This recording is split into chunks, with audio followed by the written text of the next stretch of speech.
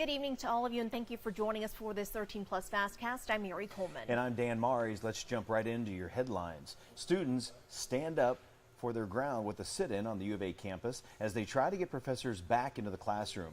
The two suspended professors opened up discussions about the Israel-Hamas conflict. Yeah, but some of their words didn't go over very well, and that's opening another conversation about a larger issue at the university. 13 News reporter J.D. Wallace was at the U of A today and has that story.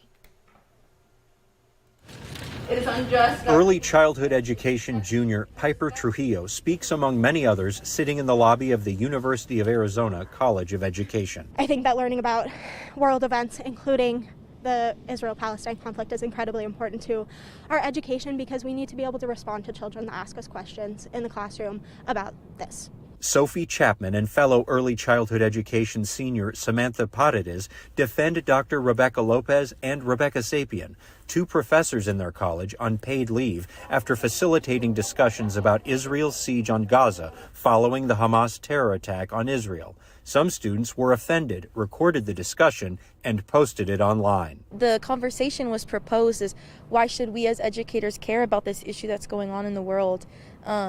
And, how do we move forward and support students that are affected or hear about it or want to ask questions? What's going to be our response as teachers? Because we are actively in the classroom right now with students. College of Education Dean Robert Very spoke to the protesters, but the teachers remain on leave and protesters continue to sit. They say other professors in other colleges have faced the circumstances of holding discussions on other topics such as transgender issues and consider it censorship by the university.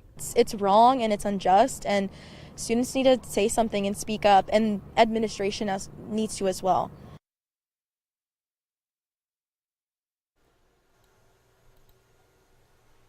New tonight, a military aircraft ended up in the waters of Kaneohe Bay this afternoon following an apparent runway incident in Hawaii. The incident happened about 2 p.m. and the large plane could be seen floating in the water. Sources say the aircraft had 9 people on board. All of them made it to shore safely. Yeah, injuries were reported to be minor, but that could not be independently confirmed. The plane involved appears to be a Boeing P-8 Poseidon, which is described as a military surveillance and patrol aircraft. We will continue to follow this and have the latest tonight at 10. A memorial is growing for a 9-year-old girl who died when a gate fell on her at Centennial Elementary School in the Flowing Wells School District. It happened at school while it was letting out on Friday.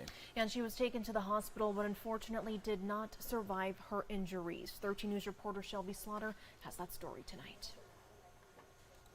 Temporary fencing now in place of where the metal sliding gate once stood, just 3 days after a 9-year-old student died here.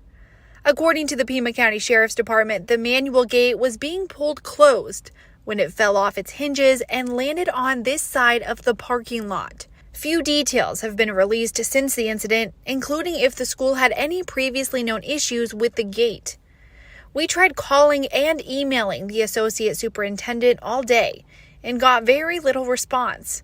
So we decided to go to the Flowing Wells School District ourselves. Hi, I was looking to see if Dr. Parkinson was available.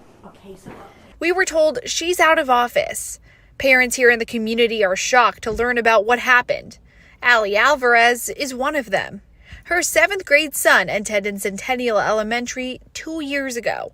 She tells me he told her this gate has had issues for years.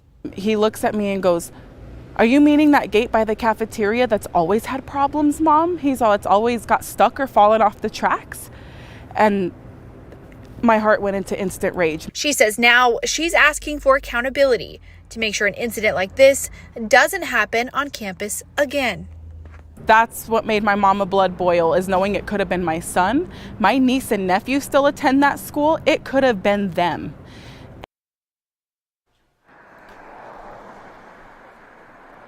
3 people were hurt at Disneyland this morning after a light pole fell in the park. Anaheim Fire and Rescue officials say they responded to the Main Street area of Disneyland. One person was transported to the hospital with serious injuries. 2 others were treated for minor injuries. Officials believe the light pole fell over due to strong winds. A wind advisory was issued early this morning by the National Weather Service for portions of Orange County, where Disneyland is located.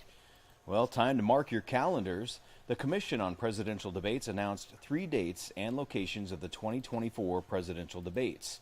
The first one will take place on September 16th at Texas State University. That's in San Marcos, Texas. The second debate will be held at Virginia State University in Petersburg, Virginia on October 1st, and the third and final presidential debate will take place more than a week later on October 9th at the University of Utah in Salt Lake City. The commission also announced the one and only vice presidential debate will take place on September 25th at the Lafayette College in Easton, Pennsylvania. An oil leak off the coast of Louisiana may have spilled more than 1 million gallons of oil into the Gulf of Mexico. The Coast Guard says the leak was discovered Thursday near Plaquemines Parish. Authorities say 3 skimming vessels are working to remove the oil from the ocean's surface. Main Pass Oil Gathering operates the 67 miles of pipeline. The company shut it off on Thursday morning. The Coast Guard is still working to figure out the extent of the spill. So far, there are no reports of it impacting the shoreline. Part of Tucson's history will soon be back on display. The Fort Lowell Museum plans to reopen on Saturday, December 2nd, after a rehabilitation project. It's located in Fort Lowell Park on North Craycroft. Now, the museum marks the site of a military outpost dating back to 1873, and it delves into the history of the area. Money for the rehab comes from Prop 407, which voters approved in 2018 to fund the improvement of Tucson city parks. Additional renovation projects are still going on at the park. A tornado causes serious damage to a town in central Arizona. It happened in the community of Star Valley, that's just outside of Payson. Lauren Clark has more on the damage and the cleanup efforts tonight. This damage is absolutely heartbreaking. Where I'm standing right now, this just a few hours ago was this family's backyard porch. You can see roof shingles over here and even the satellite TV dish all in the rubble. A lot of people described the sound like a freight train.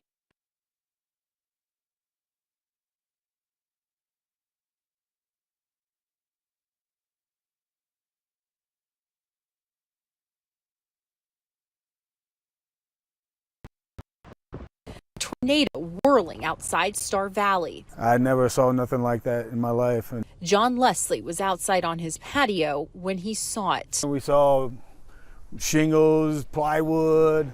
I mean, it was just turning and turning. The noise to me sounded like when a truck is scraping ice off a road and going down the highway at 50 miles an hour and the scraper's on the ground going. Neighbors John Fox Sr. and his son John Jr. were startled by the chaos captured on their cell phones. But when you saw it, you saw how life-changing. Because some people went to church and when they come back, their whole life was changed. Just one street up, We have very large trees that were knocked over, uprooted. the tornado ripped through dozens of houses, sucking up roofs, crumpling street signs, and snapping trees like toothpicks. Nobody has been hurt. That's the big blessing right there. Mayor Bobby Davis says families from about 9 homes won't be able to return to their house tonight. Despite the devastation, the close-knit community of 2,600 has come together. My understanding is that there's 2 churches that basically stopped their services during the day and told their people to put their boots and Levi's on and come in and help out. Taking care of their neighbors when they need it most. It just amazes me how they've all come together like this.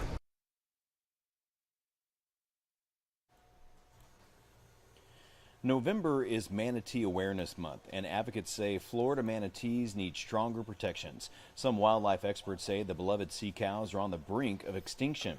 There's currently a shortage of manatees' main food source, that's seagrass, which has led to mass starvation for the sea animals in the past few years. This year, through the end of October, almost 500 manatees have died. So sad. And other threats to manatees include algae blooms, boats, climate change, and harassment. Experts estimate there are only about 3,000 manatees left. The federal government is now deciding whether to restore the sea cow status to endangered, just 6 years after having downlisted them to the less serious status of threatened. The government should decide within a year. Hey, if I have anything to do with it, I think that's a great idea, Dan. I agree. We need to protect them. Have you ever seen one of them in person? I've never seen one in the wild. Me either. Well, granted, I've never been to Florida. I know that's kind of their stomping ground, but I would love to see one. Oh, you have to make a road trip. I know. We're going to leave you tonight with a shot from Mount Bigelow looking down towards the city lights of Tucson. Make sure you tune in tonight because, Mary, we've got a bit of a warming trend, but my kind of warming trend. Highs in the mid-70s. I was going to say, hopefully it's not the warming trends that we've seen previously. No, it is that time of year where it's just gorgeous weather. Love it. All right, guys.